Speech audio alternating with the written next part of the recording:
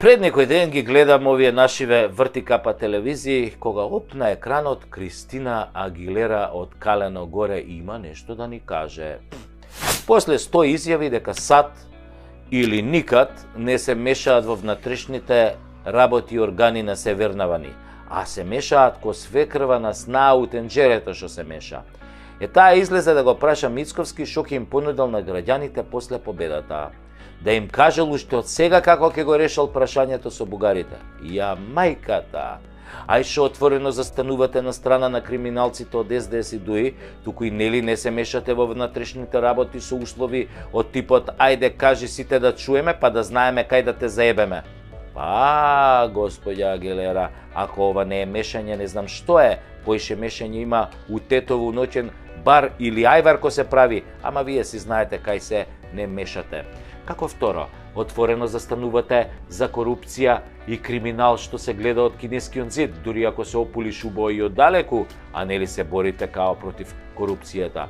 Ама кога човек ја види генезата на главните ваши газди, демократите на чело со дедо Педо Џо звани Бајденчо Најденчо или по српски Стара Саплетуша, ништо не може да не изненади. Со еден збор, владавина комунизма или катаклизма комунизма. Си ги форсирате своите, комуњарите и марксистите, ленинисти. И така на секаде по светот си правите. Така Комунистичката партија на Америка или попозната како демократи и нивните кловнови досега го бутаа светот во неколку војни, од кои едната најголема со кловнот Зеленски и втората меѓу најкрвавите во појасот Газа. Но тоа няма значение, битно е бугарите да влезат во уставот, иако врска немаат со Асномска Македонија.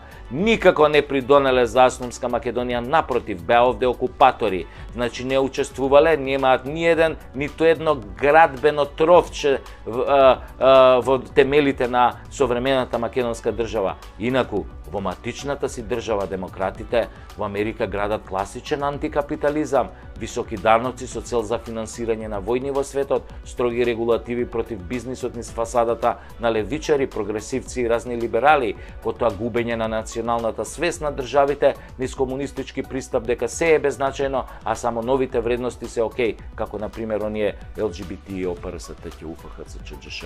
Значи, тие заедници, мислам, немање родови, немање полови, мочање на мушки манијаци во женски тоалети, уништување на женскиот спорт и милиони други новокомунистички бестијалности. И за тоа време, промовирање на комунизмот во сад или никад со закани по безбедноста на Тексас и на сите држави кои не ја прифаќаат политиката на зачувување на Америка, туку емигрантската шема на Сорос помогната од дедо Стара Саплетуша, закани со оружје и војска кон Тексас и другите држави, мислејќи дека тоа се Македонија и Грузија, нели, па и сега си ги дупиме. Ама тамо имало национална гарда, па тие околните држави се осеќале како брача со нив, нешто ко Косово, Албанија, овоно, па ќе се бранеле со заеднички сили. Или, по превод, заигра мечката изгледа кај вас дома, драга амбасадорке.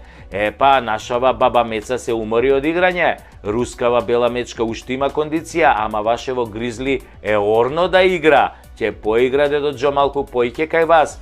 Заш? Така, најубаво се играло дома на крајот. И те молја без несразмерна сила кон Тексас, кој што не дупевте нас у Арачиново. Немој да си се излажал да употребиш тешка артилерија. Ке си го примиш, аберо, тексашани културно и достоинствено ќапниш еден локум, што им го извезовме од Крушево, една тулумба поголема и ке фатиш џадено за Вашингтон и ке му се извиниш на Трамп што го оплечка пред 4 години, а ние сами ке им се извиниме на СДС и ДУИ во мај. А месец мај е месец кад јебе чика јова змај. Ај сеа, амбасадорке, глеј си тоа Тексасот и не паламуди.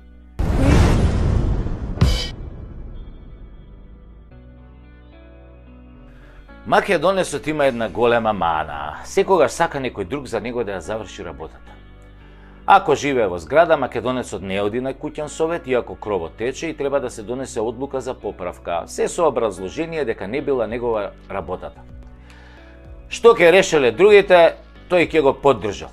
Кога другите ќе решат да се собираат пари од секој стан за санација на кровот, тогаш ќе мрчи дека биле многу пари, тој немало да плати. Ама види Белја, после некој пороен дожд, водава протекла од кровот и до неговиот стан на трети кат. Тогаш почнува да брмчи дека председателот на куќниот совет бил неспособен, требало кровот одамна да се санира. Кога ќе му рече дека токму тој не доаѓал на куќен совет и дека поради него немало кворум, ќе лаже дека не бил нешто добар, дека бил на состанок, ама не го виделе, бил седел во задниот ред таму кај вратата и ќе наоѓа 1000 други непотребни лажги и оправданија. И се ќе направи да се извади од ситуацијата. Само нема онака машки да дојде на куќен совет, да дискутира за кровот и да предложи да се согласи истиот да се реновира.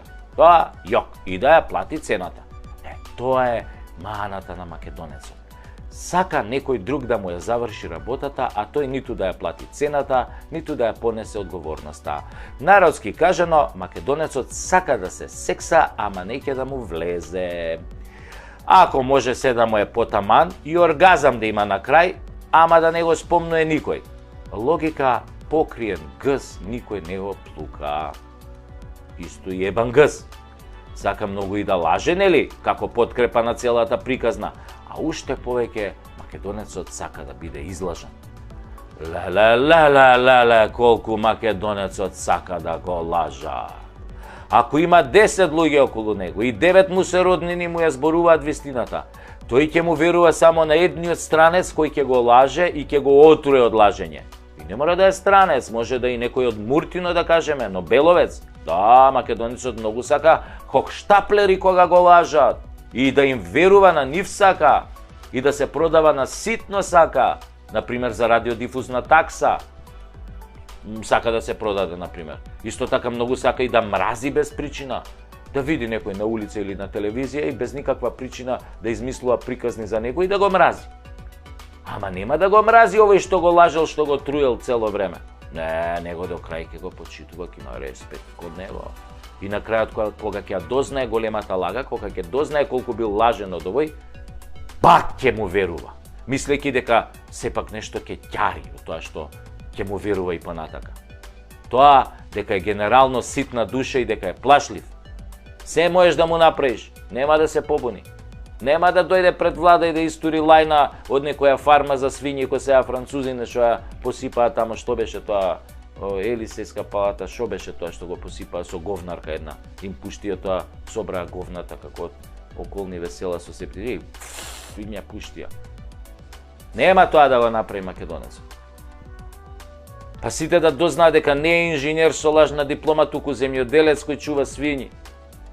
Да, македонецот се срами од себе, од тоа кој и што е, се срами од честноста.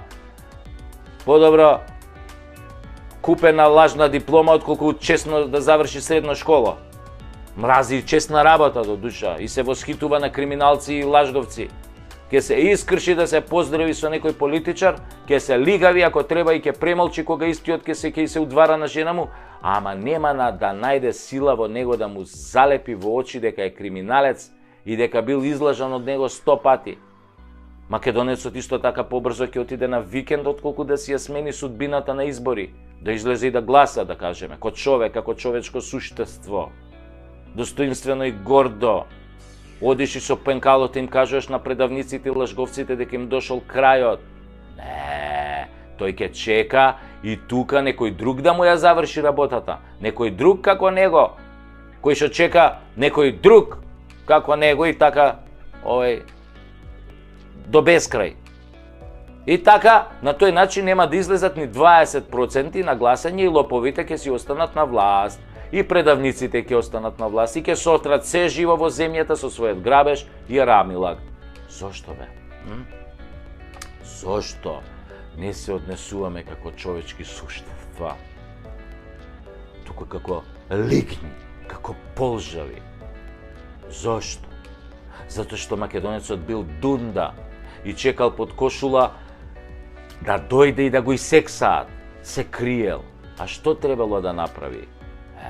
Што требало да направи? Сега, јас ќе ви кажам со еден пример од еден култен југословенски филм, што требало да направи. Конечно, македонецот треба да се дотера и да отиде на гласање. На гласачкото место треба да покаже кој е кој и кој одлучува за судбината на оваа земја. Дека за судбината на оваа земја одлучува токму тој, македонецот. Кога ќе стигне, треба само da go zaokruži Livčeto i glasno da vikne: "Đe ste pičke stigo Zdravko Čolić?" Posle toa će bide odličan koncert.